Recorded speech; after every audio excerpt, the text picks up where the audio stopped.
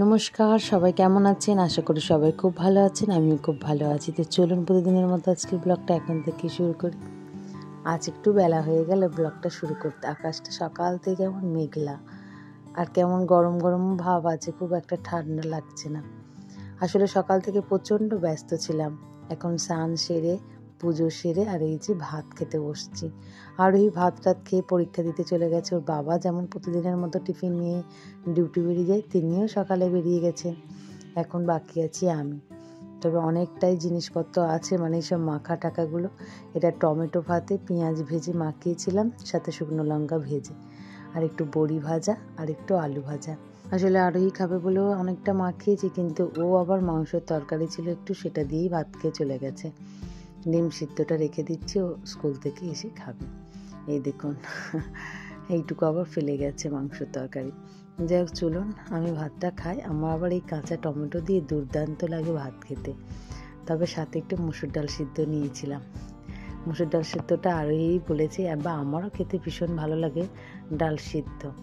তবে হ্যাঁ, সম্বুরলে কিন্তু ততটা ভালো লাগে না। আমরা তো মাঝে একটু ডাল সিদ্ধ খেতেই বেশি পছন্দ করি। আর এই বড়িগুলো সব রকম ডাল, মানে মিক্সি ডাল দিয়ে বানানো, একসাথে সব রকম ডাল ভিজিয়ে বড়িটা দেয়া।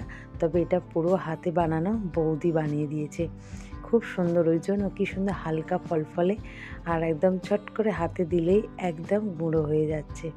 আজ বিকালবেলা একটু আড্ডা মারতে মারতে হঠাৎ আসলো পাড়ায় মশলা মুড়ি, তো কিনে নিলাম একটু, কিনে খেতে বসে গেছি আমি আর অসীমা। বেশ ভালো লাগে না বিকালবেলা একটু মশলা মুড়ি, ঘুগনি, ফুচকা এরম যদি প্রায় দিন হয়। যাই হোক, চলুন সন্ধ্যাবেলা আজকে রুটি করেছি, আর আমার জন্য দুটো রুটি একটু জলে ধুয়ে আর এরকম মিলে দিয়েছি। আর তার সাথে বানাবো আজকে গেঁড়ির তরকারি। আজকের এটা অসীমা নিয়ে এসেছে, আর ওই সম্পূর্ণ পরিষ্কার করে রেখে দিয়েছিল আমার ফ্রিজে। আর ওর বায়না যে রান্নাটা যেন আমি করি, আমি নাকি একটু তরকারিপত্র ভালো বানাতে পারি, সেই জন্য আমার কাছেই সব কিছু রেডি করে দিয়ে গেছে। আমার শুধু এটা তড়িঘড়ি করে বানানোর পালা।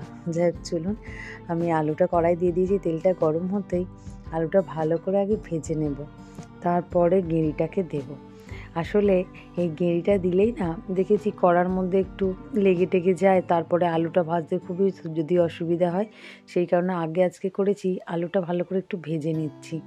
তবে আলুটা ভাজতে বেশি সময় লাগবে না, কারণ একদম ছোট ছোট আলু তো এমনিই গলে যাবে তরকারির মধ্যে। আর এই তরকারি একটু চাপাও দিতে লাগে না, সিদ্ধ হওয়ার কোনো দরকারই নেই।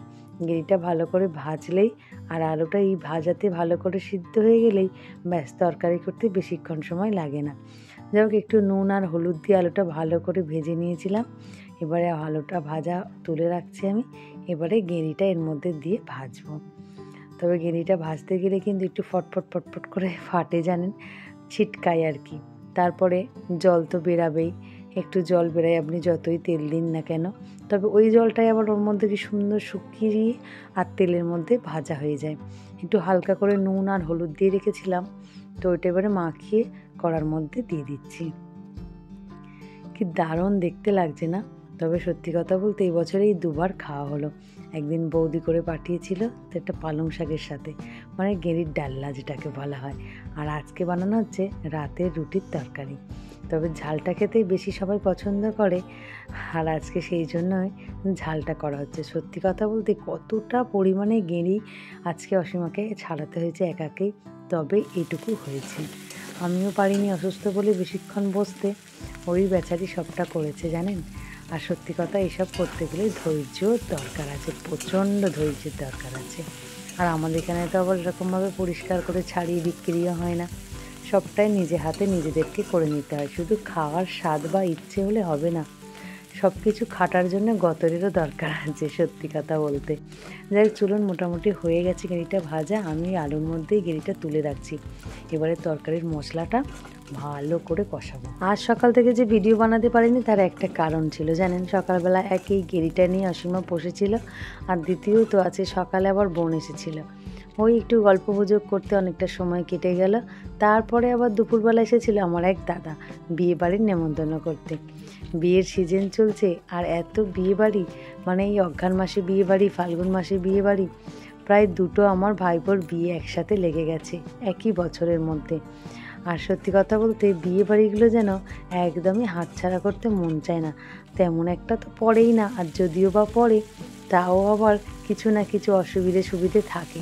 তো যাই হোক, কী করা যাবে, দেখা যাক, শেষ দিনটা আসুক। তবে খুবই খুশি হয়েছি এই বিয়ের নিমন্ত্রণটা পেয়ে, সত্যি কথা বলতে। আবার তার সাথে আছে কালী পুজো বিয়ে বাড়ি প্রায় একসাথে, একদিন ছাড়া ছাড়া। বুঝতেই পারছেন, মাঝে একটা করে গ্যাপ দিয়ে।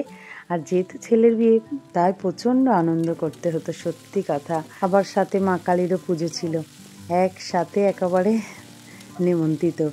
যাই হোক, সেই দিনটা আসুক, তার অপেক্ষাতেই এখন দিন কাটি। আর মেয়েদের তো জানেন, কি সাজবো কি গুজবো এই একটা চিন্তা ভাবনা। খাওয়া দাওয়া চুলোর দরে যাক, কিন্তু আমরা সেজে গুজে যে বিয়ে বাড়িটা যেতে পারবো, এতেই আমাদের অনেক আনন্দ। আর তার থেকেও সবথেকে বড় আনন্দ কি জানেন, যেহেতু আমাদের এটা নিজেদের আত্মীয়র মধ্যে বিয়ে বাড়ি, কতদিন পর সবার সাথে দেখা হবে, এইটা সবথেকে বড় পাওয়ার জানেন। সবার সাথে কতদিন পর আবার দেখা হবে, এইটাই আনন্দের আমাদের কাছে এখন। তো যাই হোক, চলুন, মোটামুটি আমার মশলাটা কষা হয়ে এসেছে। একটু আদা রসুন দিয়ে দিলাম, সাথে একটু কাঁচা লঙ্কা কুচি কুচি করে দিয়েছি, আর সাথে একটু এই যে নুন, একটু হলুদ গুঁড়ো, একটু লঙ্কা গুঁড়ো, আর সাথে টমেটো কুচি। এটা মাস্ট দিতেই হতো, তাই না? যতই কাঁচা লঙ্কা দিই, গুঁড়ো লঙ্কা না দিলে যেন তরকারির কালারটা আমার যেন ঠিক মনের মতো হয় না। আবার যেহেতু একজন বলেছে তুই ভালো রান্না করিস, তাতে পাওয়ারটা একটু বেড়েই গেছে। আর সেই কারণে আরও একটু সুন্দর করার চেষ্টা করছি, যাতে দারুণ খেতে হয়। যাই চলুন, মোটামুটি কষা হয়ে এসেছে। তবে হ্যাঁ, এটা তেল ছাড়ার জন্য আমি অপেক্ষা করব। একটু জল দিয়ে আর একটু রেখে দিলাম।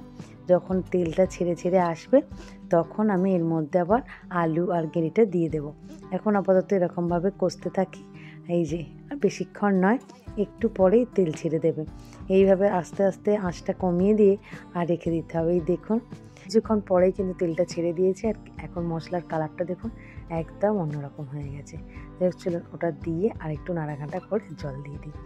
এই যে একদম জল দিয়ে আর ফুটাতে দিয়ে দিয়েছি একদম। বেশিক্ষণ লাগবে না সিদ্ধ হতে। এর ওপরে একটু ধনে পাতা কুচি দিয়ে দেব। ব্যাস কমপ্লিট একদম আজকের গেঁড়ির ঝাল। দারুণ একটা গন্ধ উঠেছে জানেন, মনে হচ্ছে এতক্ষণে একটু মুড়ি হোক রুটি হোক নিয়ে আমি দাঁড়াই, আর একটু পাতে সামান্য তুলে টেস্ট করি। এত ভালো লাগছে, নিজে করেছি বলে না, যা দারুণ হয়েছে না। চলো, নিয়ে বসেও গেছি। ভিডিওটা আজ এখানেই শেষ করছি। আগামীকাল একটি নতুন ব্লগে আবার দেখা হবে। সবাই সুস্থ থাকবেন, ভালো থাকবেন, সবাইকে ভালো রাখবেন। আর ভিডিওটা কেমন লাগলো অবশ্যই কমেন্ট করে জানাবেন। ভালো লাগলে একটা লাইক, সাবস্ক্রাইব করে পাশে থাকবেন। চলুন, টাটা।